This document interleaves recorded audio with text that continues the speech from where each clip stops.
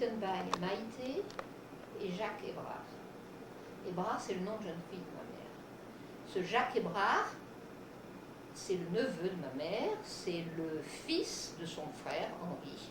Le seul descendant d'Hébrard. Qui le soit seul un homme, garçon qui a eu un fils, qui a eu un fils. Oui. qui lui-même a eu 5 fils, mais enfin, c'est le seul. Voilà. Et maintenant, Jacques est mort. Sa femme Maïté, qui a peut-être 75 ans, vit toujours dans un petit village pas loin de Montpellier, où François la voit souvent. Et Jacques et Maïté, dans les 20 dernières années, vous avez plus de temps que leurs enfants ont été élevés, tout ça, ils ont fait des recherches sur la famille Hébrard et ont été écrits de nombreux livres.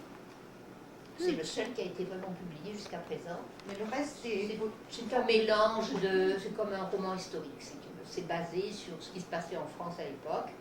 Et... It's a novel, a historical novel? Ah. Tous les faits, ils ont essayé de s'en tenir à tout ce qu'ils savaient de la famille. Mais ça, c'est... Le premier livre remonte au temps de Louis XIV, oui, hein, oui, plus ou moins. 1740. Mais ils ont fait des recherches Très antérieures, mais elle n'a pas encore rédigé. Elle est en train de le faire, de rédiger. C'est très difficile de les faire publier, ces livres. Mais là, il y a énormément de choses historiques tout à fait vraies. C'est très, très intéressant. Très intéressant. Parce que pendant 5 générations, Oui. la famille a eu une auberge qui était transmise toujours aux frères aînés. Et dans le même village, une auberge où passaient les colporteurs, justement, les muletiers, tous ceux qui montaient, c'était sur la voie Régordane. C'était une voie de passage à travers le Massif central, très fréquentée, la voie Régordane. Et je ne sais pas si c'était pas aussi un des chemins de Saint-Jacques-de-Compostelle. Une partie de cette voie Régordane au nord, je crois, coïncide avec un chemin de Saint-Jacques. Un chemin où les pèlerins qui allaient à Saint-Jacques-de-Compostelle en Espagne prenaient. Pas à Genoliaquin, mais plus haut. Il y avait des pèlerins qui faisaient le pèlerinage pour aller.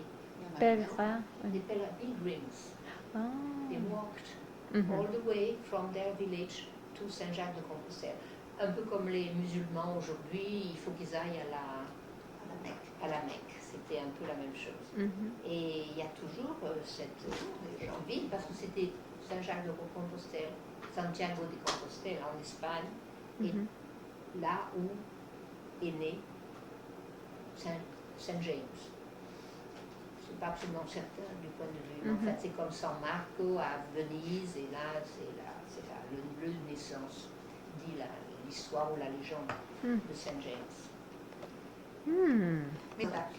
Mais il y a eu 5 générations d'Hébrard dans ce village de Genoliac. Wow. Donc ils ont pu retrouver à la mairie, chez les notaires, beaucoup d'informations. En plus, les grands-pères là, de cette histoire, ils étaient conseillers municipaux. That's it. Town, City Hall. Here they are called selectmen.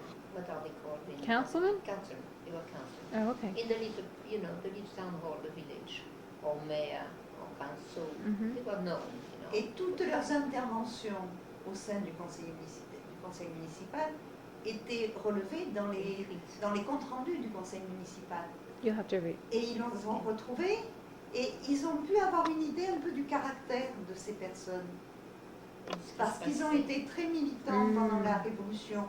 Ils pouvaient savoir leur opinion politique, comment ils étaient, comment ils se situaient dans ce village où il y avait toutes sortes de tensions entre le maire, le régent, le maître d'école qu'on appelait le régent, le curé du village.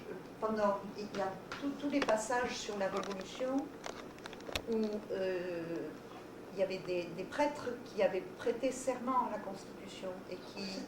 C'est trop compliqué. Tu nous prends toujours là ou c'est terminé? Non, je prends, mais il faut traduire pour moi. Oui, c'est trop compliqué. Un peu.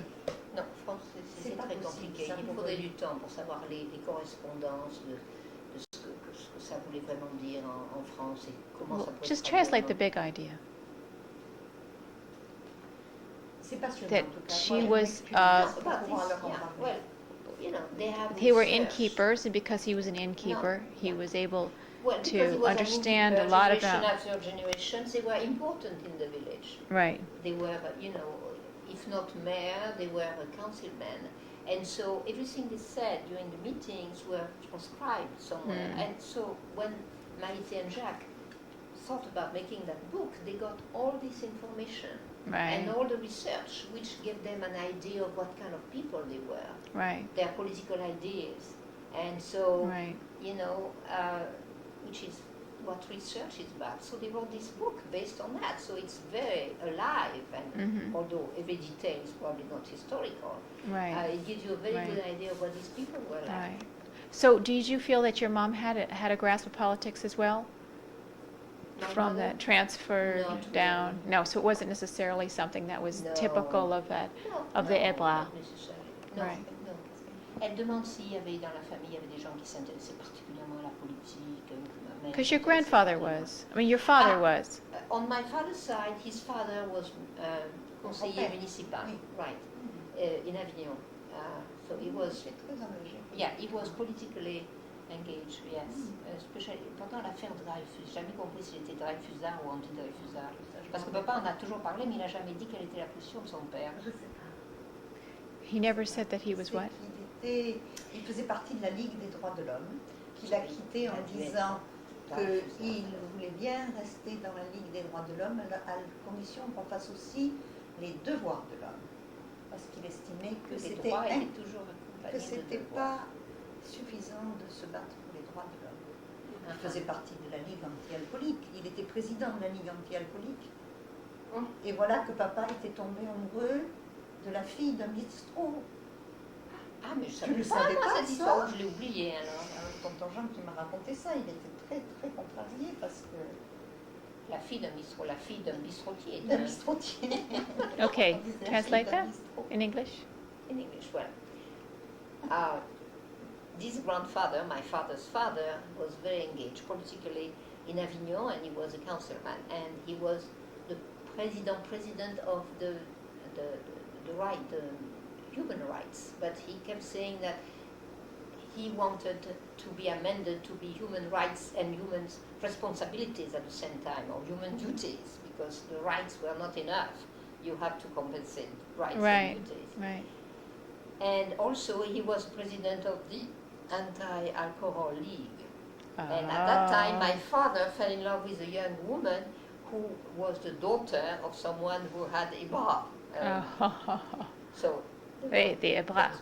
Yeah, no, but that was somebody else before he fell in love with my mother. C'est mon oncle qui me l'a dit. Papa ne nous a jamais raconté ça. Oh, no. Ton oncle qui? Tonton Jean? Tonton Jean. Although that marriage didn't work. I mean that prospect. No, he just liked the girl. But you see, Papa. Elle le savait peut-être même pas. Papa came back from the First World War. He was 22. He had his youth was in the army, and during the war, it was for him that was the great adventure of his life, which is very normal, of course.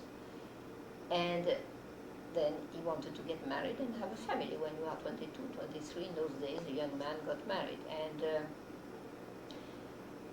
he had seen my mother, because they lived in the same town, very close to each other, and he liked her. But he didn't know how to approach her, because you just didn't go out on a date, or even in those days, it had to be done through families. So he had known that Tante Marguerite was his sister, and Tante Marguerite was married to my uncle Michel.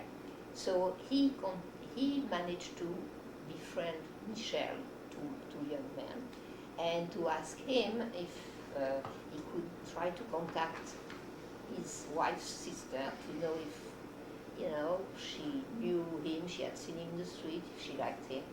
Anyway, so they were the intermediary. And my mother let them know that, yes, she knew who he was, and she wouldn't mind meeting him. And in fact, for a while, before they talked to each other, they wrote to each other, and the mail went through my uncle Michel to ma tante Marie to my mother. You know that. And the letters, I think they are still somewhere. I don't know where the letters are, but when I was a young girl, no, not a young girl, when I was a little older, I had found in the armoire letters which had ribbons, and I knew it was my